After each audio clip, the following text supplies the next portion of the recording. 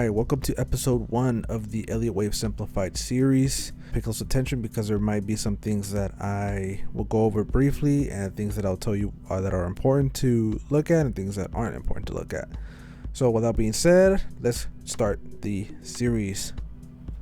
Okay, so why use Elliott Wave? Well, number one is wave patterns give a more accurate direction of a trend. Now, that doesn't mean that it's an objective direction for a trend. It just helps out with a lot more accuracy. So you can rely on your technical analysis with a little bit more comfortability because you're assuming that the market is doing a certain type of thing, right? And number two is it helps in identifying the beginning or end of a trend. Now, for us traders, since sometimes we have a little bit of a problem getting in a little too late, or we don't know when to get in at all, right? Because sometimes we're trying to figure out whether the trend is switching from bearish to bullish or bullish to bearish, and Elliott Wave kind of helps out with that process, especially the more you get used to marking out your waves, right? Number three is filters out false market signals on any asset and session being traded.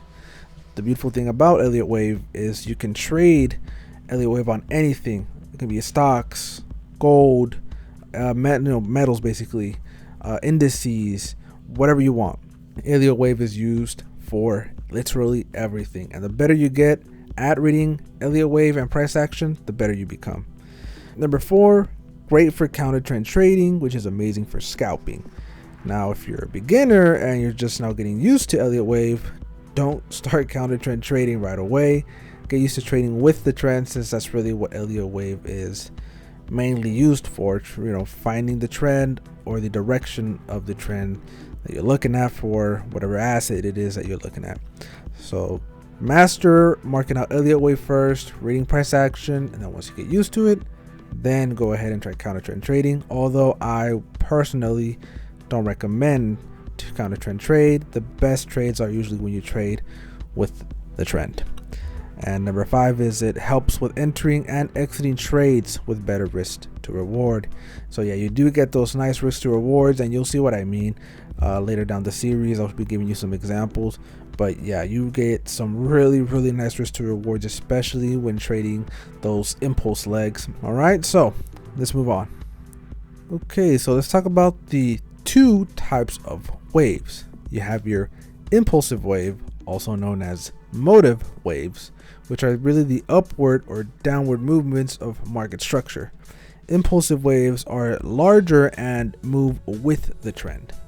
Corrective waves, they are essentially the pullbacks in the market. They are typically smaller and move against the current trend. Now let me zoom in for you guys real quick.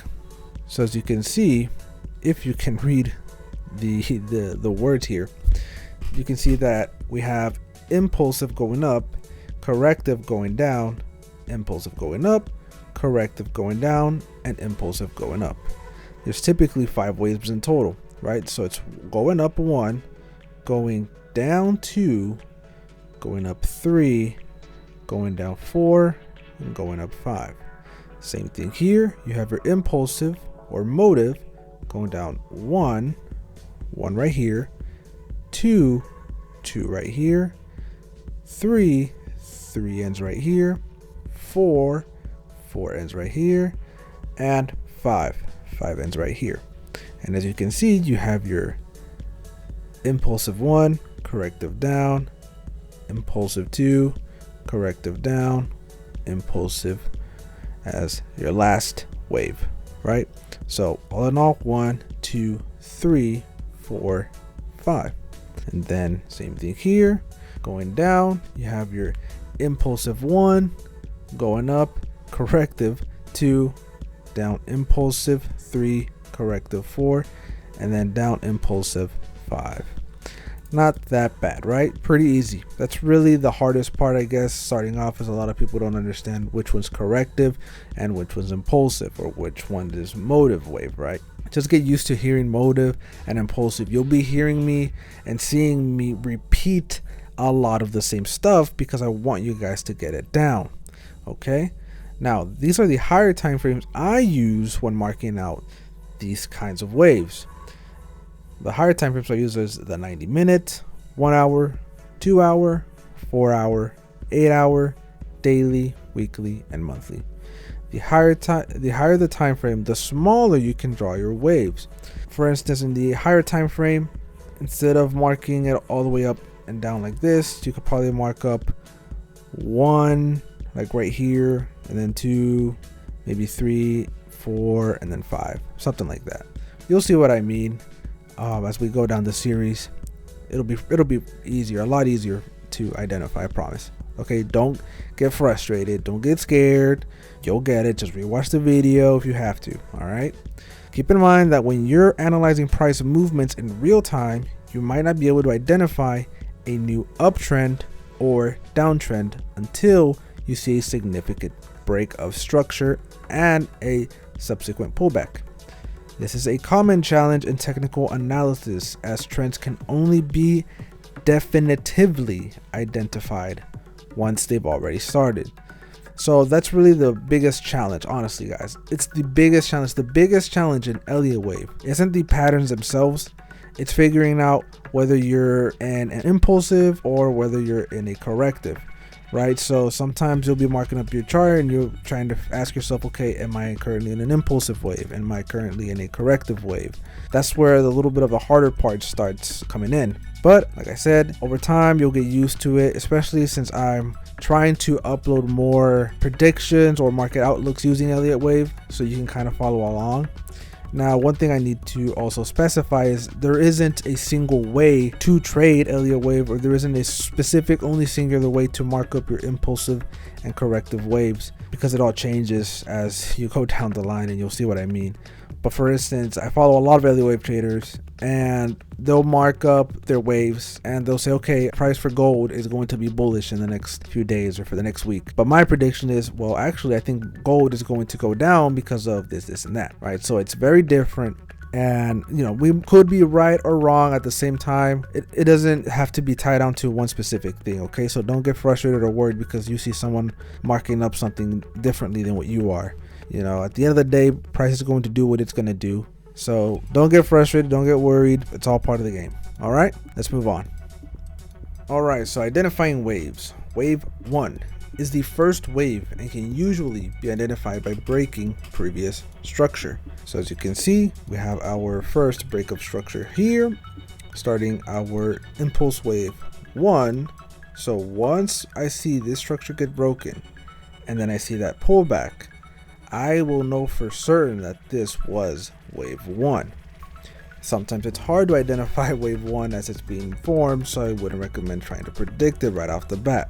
And then as you can see, we have corrective wave 2. I can tell it's corrective wave 2 because I can see the candlestick rejections forming, indicating that we're going to go down, right?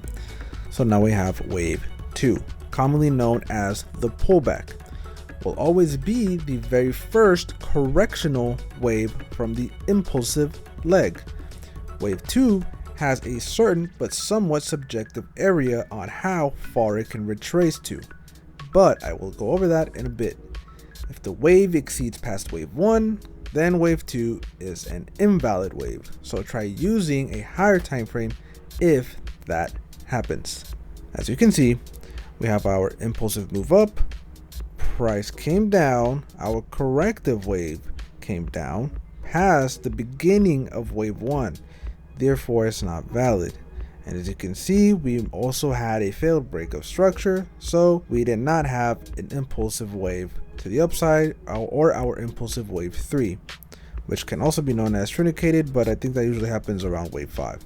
Forget about what I said that last part. Focus more on the impulsive wave or the first impulsive wave and then our corrective wave. So if our corrective wave goes past the first impulsive wave, I would suggest going on a higher time frame or wait for price to form a little bit more so you'll have a better idea or direction of where it's going. Now in terms of retracement, now wave 2 can retrace anywhere from the top of wave 1 to the end of wave 1 or the beginning of wave 1. So wave 2 could literally retrace barely past the first point of wave 1, barely. Sometimes it'll be at the 0.38 level, 0.5 level, or 0.618 or 0.786. or it could even go all the way down to the beginning of wave 1. As long as it doesn't break through it, you'll be straight. Now the most common retracement level again is 0.618, but it can really land anywhere in this area. Alright, so just keep that in mind. Now wave 3. This is the second impulsive move, which is usually the longest wave of the rise, but it can never be the shortest wave either. Again, it depends on the circumstance. You'll see what I mean. It can extend starting from wave 1 up to 1.618 to 2.618 of the fib extension. The fib extension is different from the fib retracement or just a regular Fibonacci tool. You'll see what I mean in a bit. So you would essentially start measuring from wave 1. Once you measure or start your measurement from wave 1 with the fib extension, that'll give you an idea of where the impulsive wave or the next impulsive wave, which in this case would be wave 3, should theoretically end. And I'll show you that right now. So as you can see, we have impulsive wave 1, corrective wave 2. It finished a little bit above the 0.5 level, but that's okay. And then what I did was I draw my fib extension tool starting from the top of or the beginning of wave 1. I bring it down all the way to the end of wave 1, then back up to the beginning. I will make a separate video as part of the series going over how to use our Fibonacci tools. So don't get too caught up in this. This is just an example. And as you can see, wave 3 or impulsive or our motive wave, whatever you want to call it, finished slightly above 1.618. Now, sometimes it can go to 2.618. Some people use a different Fibonacci extension level, but these are just the ones I like using and I've seen more people use than anything else. But typically it's around this, and it will usually only vary about like a few points here and there. But yeah, sometimes it can extend all the way to 2.618, but that just depends on how you mark up your impulsive and corrective waves. So it can kind of vary, but 1.618 is usually around as far as it could go, or it would typically go.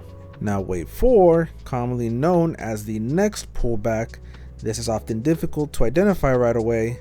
Wave 4 must not overlap wave 1, otherwise it's invalid. Again, it depends on the circumstance, specifically because of corrective wave patterns, but we'll go over that later on. Don't get too caught up in this. Some people count the wicks as part of the overlap and some don't. Me personally, it depends. Sometimes I will count a wick, sometimes I won't count a wick. It just depends on what I'm looking at. Now 0.382 is the most common retracement level for this wave, and I'll show you that right now. So as you can see, 0.382 is where this corrective wave landed on, and it didn't overlap the ending of wave 1. Now this doesn't mean that it has to land on 0.382 to be counted as the end of the corrective wave. It is just the most common use or commonly tapped into, but it can land anywhere on this one. There's a few more fib levels that you can use, and I'll show you later on that it could retrace to, but it does not have to specifically touch on 0.382 for it to count or for it to be traded off of. It really just depends on what you're seeing in terms of price action. Okay, so don't get too caught up in just this one specific level, but if you do see price touching it and rejecting off of it, then you're in really good hands. And lastly, wave 5 is usually identified by price action or technical analysis, such as divergences with RSIs or stochastic RSI. You don't need to use an RSI if you don't want to.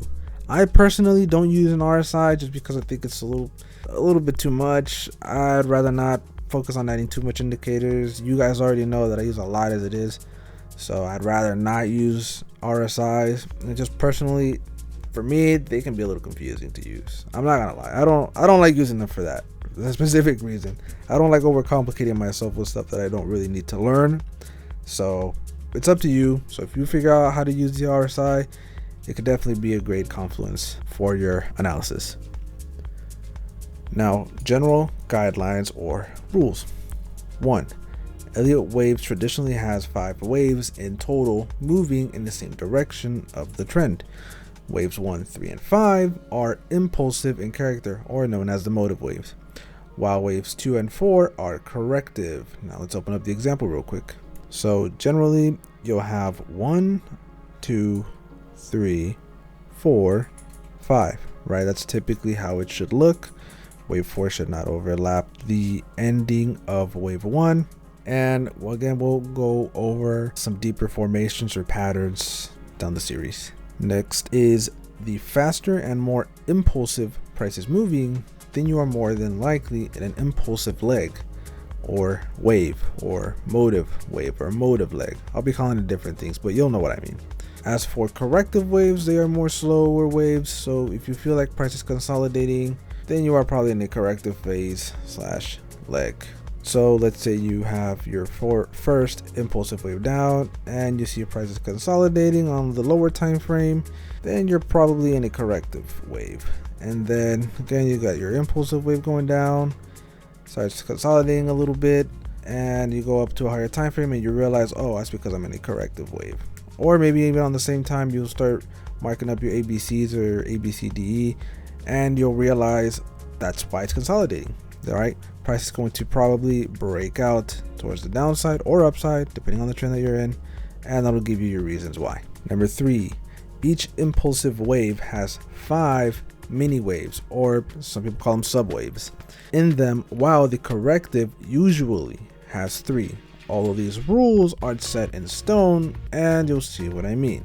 These waves can appear anywhere, whether you are looking at them on the same time frame, higher time frame, or lower time frame. These waves will appear no matter what. It's just some things are labeled differently or looked at differently depending on the person. Number 4, for impulsive waves, wave 4 must never be in the same area as wave 1. Corrective wave 2 cannot cross the beginning of wave 1. Some people count wicks as part of the overlap and some don't. I recommend sticking to these rules when marking out your charts to get your overall bias on the higher time frame, like the 4-hour and up. I believe we already went over this, but let me show you a quick example. So here we have corrective wave 2 crossed the beginning of wave 1, therefore not valid. Wave 4 crossed the end of wave 1, therefore it's not valid. Same thing here for a bearish trend, went up, crossed the beginning of wave 1, not valid.